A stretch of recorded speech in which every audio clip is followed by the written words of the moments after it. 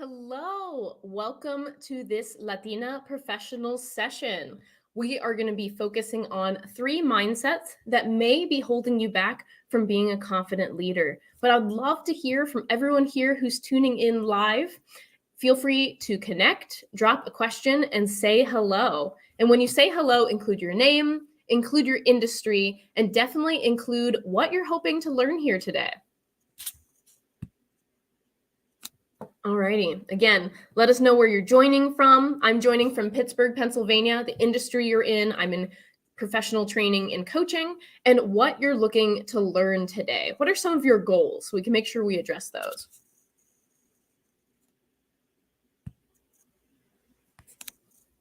Okay, everyone. And if you're wondering again what the topic is today, it is three mindsets that may be holding you back from being a confident leader. So if you've already achieved some confidence in your expertise, in what you share, but you feel like you can reach the next level, this is a great session for you. If you don't consider yourself a confident person and you're wondering what might be holding you back, not only will we really break down three of these mindsets, but I'll be sharing specific strategies for addressing these mindsets as well. I feel like it would be totally remiss just to talk about, hey, these are barriers that you're experiencing, but not also talk about some of those first steps for really addressing them. So let us see who is all here today.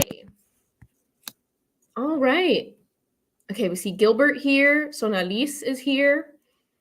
Steph, welcome. I'm seeing a lot of new faces today. So definitely also let me know which chat of this is, or which training is this for you? Is this the first training that you've attended through Latina Professionals? Is it the first time you've ever seen me on camera? Or have you been attending these since the first one? Okay, seeing folks from San Diego, Austin, Southern California, Mexico City. Awesome. Love having an international audience as well. From Texas, heck yeah. I'm originally from McAllen, Texas myself. Perfect. Seeing so many amazing folks tuning in for this training. And for anyone who's tuning into the recording, hello. Don't hesitate to reach out to me as well. You can send me a direct message with the exact same information, your name, your industry, and what really drew you to watching this recording as well. Oh, Melissa, this is your first training. Stephanie, you too. Oh my goodness. Well, I'm really glad, and I'm really hoping that this is something that not only lights you up and really motivates you to move forward in your own confidence journey, but that you continue not only attending this session, but sharing it with anyone that you think could be relevant. But as you're continuing to introduce yourselves, I also want to make sure I'm introducing myself since there's so many new folks here today. And so, hello. My name is Sammy Walker Herrera, and I am a confidence and public speaking coach. I help executive level leaders build long-term confidence through committed speaking practice, expert feedback, and accountability. You can imagine it might be hard to build a speaking habit or even the sense of confidence if you don't have that accountability to work on the areas that you'd like to feel more confident in. I've personally coached one-on-one about 50 leaders to speak confidently in executive meetings, in high-stakes interviews, while at the same time gaining recognition for their work and their expertise. And so in these Latina professional sessions related to executive public speaking, you'll be able to recognize the expert you are and communicate your insights to your community, your company, and the collective good, no matter your native language. I know many people who follow Latina professionals and who attend these sessions as well. Spanish may be their first language, or Portuguese, or English may be their second, third, or even fourth language, which is something to celebrate, being able to be a polyglot or someone who knows so many different languages. And so the goal for these sessions, again, is to recognize the power that you have inside to change how you lead. And let's definitely unlock that together. So everyone, so glad that you're here. Continue introducing yourselves as well. But I figure let's get started. Let's really bring the value in this session here. And so I really want to share what that first specific mindset might be that might be impacting you. And if that's something that you feel is relevant to you, like you've experienced it as well, definitely let me know. All right. So the first mindset that may be holding you back from a confident speaker, that may prevent you from speaking up in meetings, addressing concerns with your supervisor, or even submitting that conference presentation you've been excited about for years, might be the mindset that, well, I'm just a really shy person, or I'm really an introvert. Let me know if that's some way that you describe yourself.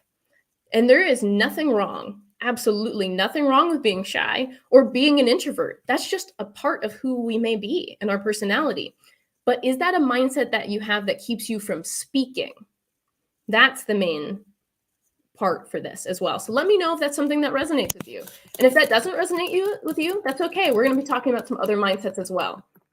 One thing that I know is that shyness can impact anyone from any personality type. There are extroverts who don't like being in the limelight or who hate being put on the spot and feel shy for the first couple of times when they're asked to speak.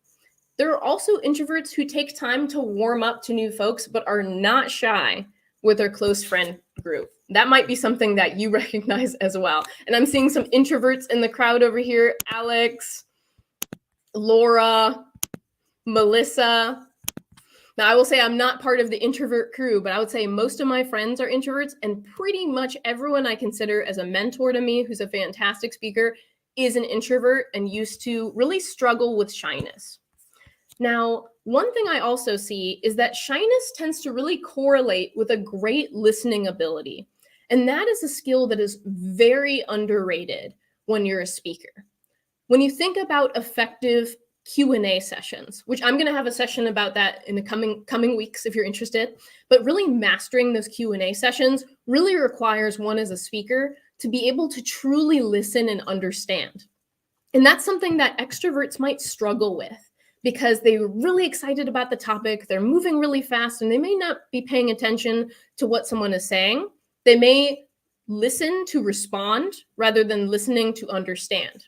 And that's something I struggled with as an extrovert myself. So if we have any extroverts here in this crowd as well, let me know in the chat. I'd love to celebrate y'all too, because that's just something that is a part of who we are that we often can't change and is nothing wrong with us. I see Desiree is also extrovert in Spanish, introvert in English. Love that.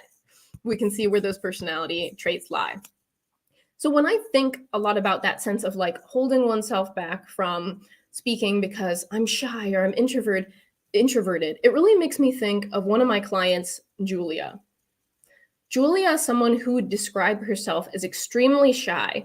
And it's something that I saw when we started working together for public speaking, where she had a very quiet voice, very low volume. There were a lot of filler words, which made it sound like she wasn't exactly sure what she was going to say next or if it was okay to say the next thing. She had quite a bit of a nervous energy to her, like a look or a bit of fear in the face, nervous energy. And she really decided she wanted to work on her confidence and work on her public speaking with the goal to have more of a presence, because she worked with a government agency that was highly male dominated and was about a lot of very classified information regarding safety, and that demanded a lot of confidence as she gave some more of these reports. Now, I'm curious for anyone who's here, do any of y'all resonate with that sense of like, I speak really quiet, or I have a really low volume, or I just project a bit of a nervous energy? Let me know if that's something that you feel, because we can be an introvert and we can be shy and maybe we don't look nervous, and that's okay. Let me know. But I don't want you to leave this session thinking, oh my gosh, Sammy reminded me I'm shy, or Sammy reminded me I'm an introvert, and I have no way to really address that. So you may be thinking too, I speak soft or do I speak too softly? And let's figure that out together. Now, I will say I can't hear any of y'all from this specific broadcast, but one thing that you can do to practice your own voice and practice that volume would be to pick up a book. Should have had a book with me right here, but you can imagine an imaginary book, maybe an ebook, but not an audiobook, a physical book or an ebook. And what I want you to do is to find a couple pages in that book. It's perfect if you've already been reading, to read it out loud and read it at a volume that you feel is too loud for you. Now, maybe it's not direct screaming. Don't want you screaming in your house. Don't want anyone scared. But try speaking at a volume that you perceive from a range of 0 to 10 at about a 7 or an 8. Maybe even push it to a 9. what happens with that is that often erases a lot of that nervous look and nervous feeling when you're really projecting your voice out there. So I'm curious, is there anyone who would want to try that? And even Laura, you mentioned, I don't speak softly though. That's okay. It's still an exercise for speaking that can be really helpful for you. Just to try something new can often break us out of our comfort zones and help build some more of that confidence. I see Stephanie says, I feel nervous and shy, but I've been told that it doesn't show when I speak. And honestly, that's something that I hear a lot from folks that I work with is there's kind of a camp of I look nervous and I know everyone knows I look nervous. I've gotten feedback that I look nervous. And then folks who say, I feel so nervous. I don't feel good about my speaking. However, I've never gotten feedback that I look nervous. When I look back at my recordings, I don't look too nervous. But what I find is that internal nervousness will often persist if we're not addressing it along with that external confidence.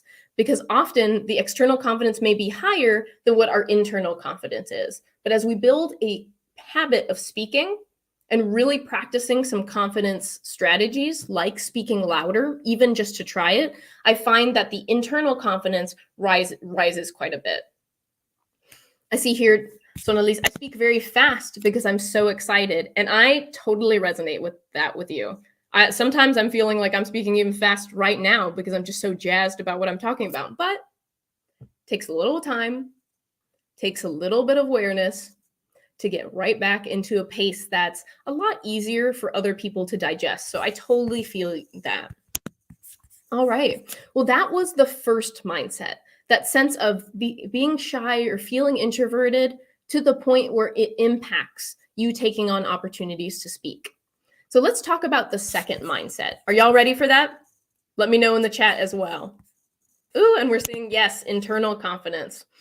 Again, something to keep in mind is if we're not building that internal confidence, even if we present externally out to the crowd, out to our supervisors, out to our peers that we're confident, we may still not take on those opportunities to speak because we feel that nervousness. It doesn't feel good. It doesn't feel exciting to speak.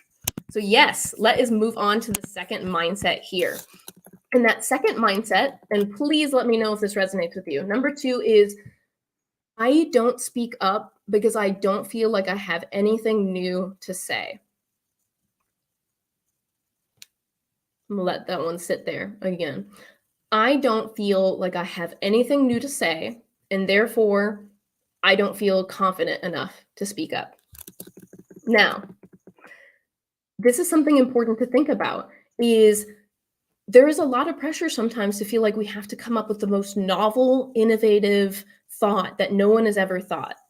And it's important to recognize that it's in one quote that I really love from Jean-Luc Godard is it's not where you take things from, it's where you take them to. And I'll repeat it again because I just think it's super powerful, which is it's not where you take things from, it's where you take them to. And so for anyone here who's listening, one thing that's very powerful about speaking up is that it doesn't have to be this completely new, innovative idea that no one has ever thought about. What's new is your perspective. Your tone is what's new. The lesson that you learned is new. So for example, let's say you attended the Latinas in Tech conference and you had multiple colleagues who attended. Well, your perspective, even if you attended the exact same sessions as everyone else who attended that, your perspective and what you felt like were the key points are going to be different than what other people think and are still going to be valuable. Yes, I'm so glad and to see that this is resonating. And why I say I'm glad to see it's resonating is because it's resonating, that means there's still a way to address it. That you're not alone in feeling that maybe I don't speak up because I don't have anything new to say. So let me know if that example resonated with you. But I want to share a strategy that also helps address that feeling that, oh, I have nothing new to say. So one exercise I did with one client of mine, Sabrina, was share random images. I use this random image generator, and it's such a fun tool to use because you never know what's going to come up. So what we did is we looked for a couple of seconds, and we come up with a message using that image, right? So maybe it's a beautiful sunset. Maybe it's a frog in someone's shoe. And the idea is to come up with a message that's no more than 10 words. So for example, Nike's slogan, just do it, 3 words, super easy to recognize, great message. So for example, maybe Sabrina got a picture of a light bulb with a cat print on it.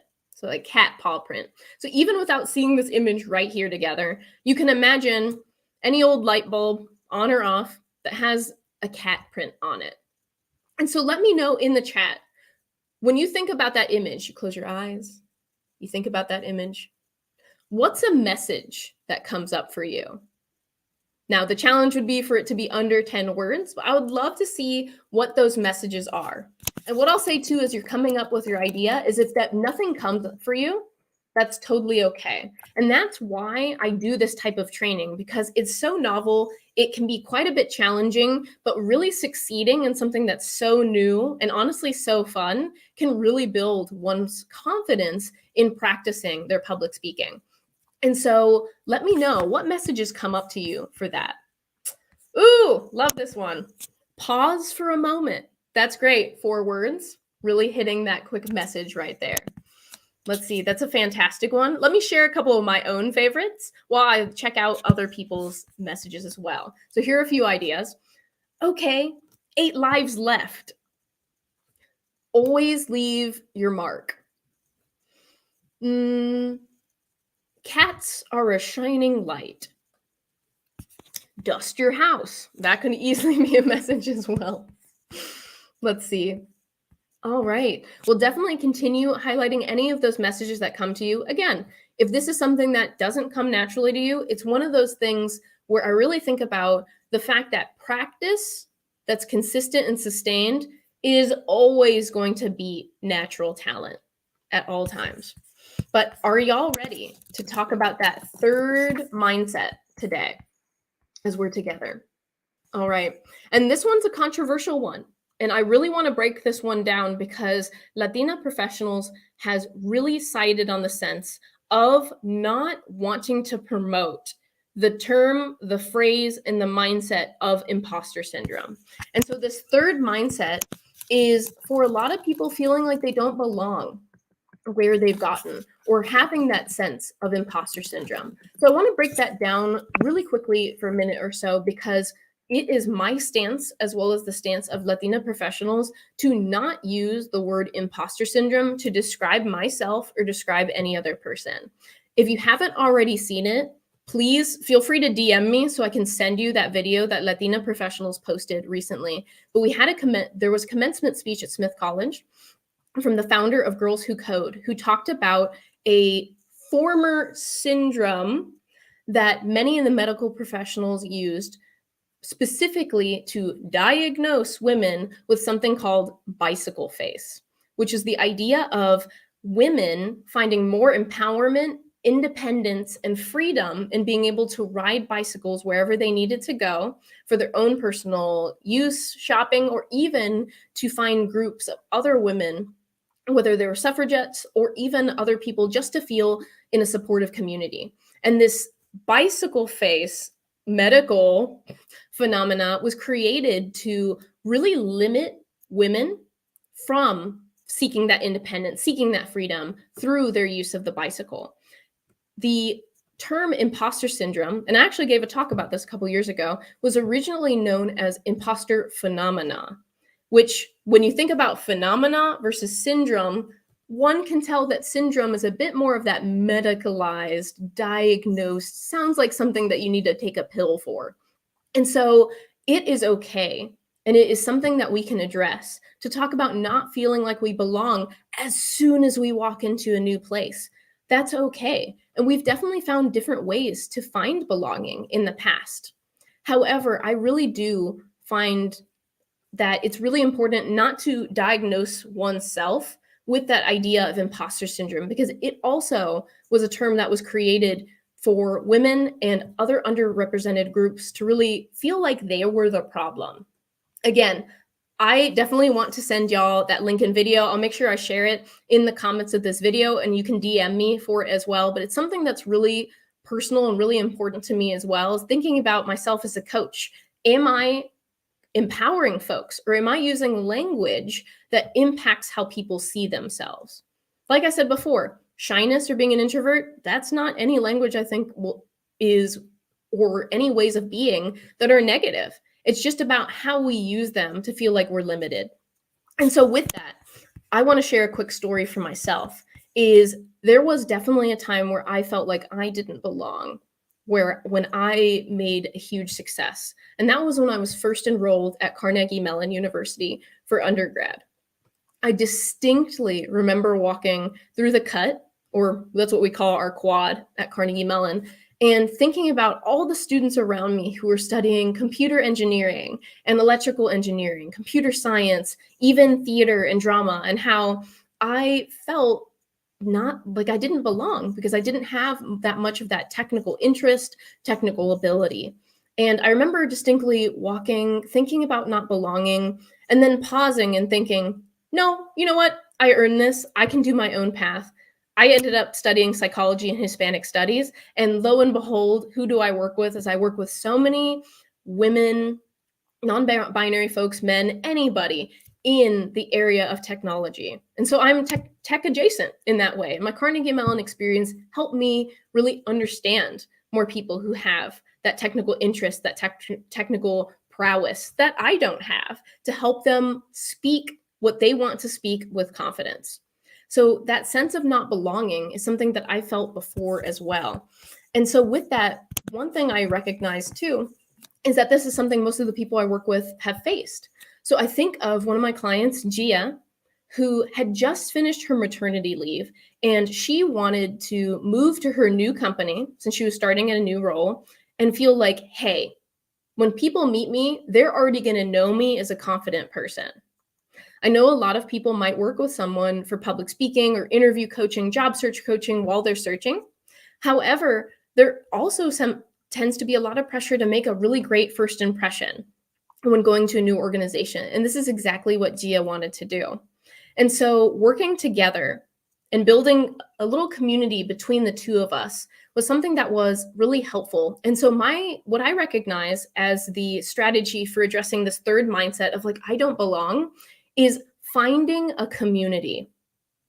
When you find that community, whether it's in the environment that you're looking to belong in, or even, for example, just as, for example, being a Latina in tech and feeling like you don't know many people in your own organization, is finding a community just like this here at Latina Professionals, in the Latina Professionals cohorts, things like that, can really amplify your sense of belonging, even if you feel like you're lonely at your organization. And no matter what, even if you do feel like you're faking it till you make it, which is something I talked about this past week, you do not need to consider yourself having imposter syndrome. There is nothing wrong with you. And there are just ways that you can grow and change as a professional. That's not about fixing something that's broken. It's about amplifying what's already amazing and great about you, which includes your expertise and the things you want to share when you speak up. Let's see. I did see someone say, is this a real stream or pre-recorded clip? And I'll say, this is a real stream for now until it becomes a recording. And so let me know if that resonates with you. If you've felt that sense of lack of belonging, if in the past you might have said you have imposter syndrome, but I'm hoping with this session today, and as you check out that session from the CEO of Girls Who Code, that you really put a stop to that belief that you have a syndrome that maybe you can't heal from. And so with that, we talked about 3 main strategies for addressing these mindsets, which is raising your voice, practicing with a book, and just speaking louder than normal. 2, which is really being able to build some messages into your day. So let's say you're taking a walk near your house, near your park, maybe your child said something funny. Thinking of a quick message related to that moment will make it easier to really lock in your mind and help you practice thinking about building your perspective. And then 3, it's using and building your support system. Whether that's working with a coach one-on-one, being part of this Latina professionals community as well, that's something that can really guard against that fear that we have, that we don't belong, that we don't measure up, and that we don't have enough expertise or don't have enough of the correct fit, if you will, for an organization. There is nothing wrong with you. And at the same time, there's nothing wrong with wanting to improve and become better. Improving and becoming better through professional personal development isn't about fixing someone who's bad. It's about, again, leveraging your strengths and seeing where you can fully take them. So I love all the love that's coming in the comments here. I want to leave some time open for Q&A as well. So we can see here, we have our fun Q&A here. Excellent. And again, if you haven't already, direct message me and I can send you more information about that commencement speech. It's about 12 minutes or so, but we are totally ending a lot of that imposter syndrome here today. All right. Let's see, Yvonne, I love the tips. Role-playing helps me and taking and thinking of improvisation. So some of the basics of improv is yes and. Often we use a lot of yes, but, and kind of like maybe decide like, oh, maybe this idea isn't so good. I personally do improv. I do improv comedy. I'm part of a practice team that meets on Thursdays, and it's been a blast as well. So if anyone wants to ask me about my improv experience, definitely share. Let's see, Annabelle. Thank you so much for that perspective on imposter syndrome. We'll definitely move away from describing myself from having that. I'm really glad to hear that. It's very empowering to recognize, again, nothing's wrong with us, but we can always grow. Let's see. All right. Gloria, I'm fortunate that I have an amazing group of people I work with, and I'm so grateful that the team is diverse and that we celebrate each other's successes. Women supporting women. Gloria, that is fantastic. And you know what? It is a skill to recognize when a community is super empowering and when a community is really there for its people. That's why it's really important to do informational interviews as one's job searching, to get a sense of not only what's the work-life balance or what does the work look like, but what does the community look like as well. That's great.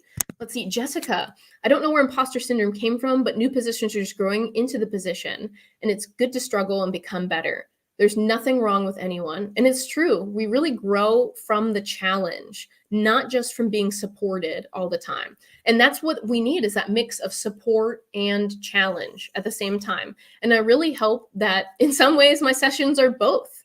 That there's a bit of the challenge of like, oh, let me try speaking a bit louder into this book, but that support of this community that we've built all together. Fantastic. All right. Well, let me know if you have any other Q&As, question and answers, but definitely DM me. Don't hesitate to connect or reach out to me. And if you are interested in possibly working a lot more directly on your own personal confidence in public speaking, if you're someone who struggles with speaking on the spot, which in itself is improv, feels overwhelmed with racing thoughts and all the stress that comes with it, and knows that you're an expert and wants to present as an expert at work, definitely speak with me soon. And the ways you can reach out to me are, first off, we have this session coming up next week called Freezing or Racing, How to Handle Stress When Speaking Up. It's going to be at the exact same time, exact same location. And it's really going to focus on whether or not you blank out and can't think of anything when you're really stressed, or if you feel like you're rambling a lot and not able to finish what you're saying. Maybe someone gave you 3 minutes to speak and you spoke for 10 minutes. So let me know in the chat if you're more of a freezer or someone who's a bit more of a racer in your mind when you're handling stress. But if you'd like to reach out to me, definitely first stay connected with our Latina professionals community. It's a beautiful space where we're all learning, growing, and providing that support and challenge. You can also reach me at Sammie, S-A-M-M-I-E, at speakyall.com, or here on LinkedIn as well. Okay, and I do see another question here from Stephanie. Let's see that. What do you recommend to someone so that they're practicing being their most authentic selves at work? Fantastic question. One of the things that I recommend for someone when they're addressing that authenticity is to think about times where they felt like they weren't authentic at work, and why. Was it because you said something that you didn't believe? Was it because you didn't speak up when you felt like you needed to speak up? Is it because you overheard conversations from other people where it sounded like they were judging people who were like you in some ways? So an example I can think of is there's a fantastic book that's called The Radical Guide for Women with ADHD, and I am a woman who has ADHD, and they call these she messages. So what a she message is when someone says, "Oh my gosh, her desk is just so disorganized. Does she even get work done?" And if that's something that you recognize for yourself, like, "Oh my gosh, if they only saw my apartment, or if they only saw my living room," that sense of like perceived judgment from other folks. So it's really important to recognize what's that barrier. And it might just be that community itself. Because one of the best ways to really be authentic in the workplace is to feel safe in that environment. And so perhaps it's not starting with work. Maybe it's starting with an improv class or starting with a group of friends where you realize, you know what, I haven't been as authentic as I can be. I really do hope that helps you, Stephanie. Okay. And we're seeing here folks who fit different areas. So ramble, freezer, I freeze here. Gloria, thank you so much for this. Thank you. Hashtag Latina Power with that heart on fire. I love it. But I definitely want to close this session saying thank you so much for being here. I hope if this is your first session that these sessions are ones that you continue to attend, not just with myself, but with Danny, with Norma, and the rest of the Latina professionals coaches. If you have any questions, you want the imposter syndrome video, you want to talk about improv, you want to talk about coaching, all of that, you can reach out to me here on LinkedIn as well at sammy@speakyall.com. But thank you so much and have a fantastic start to your week.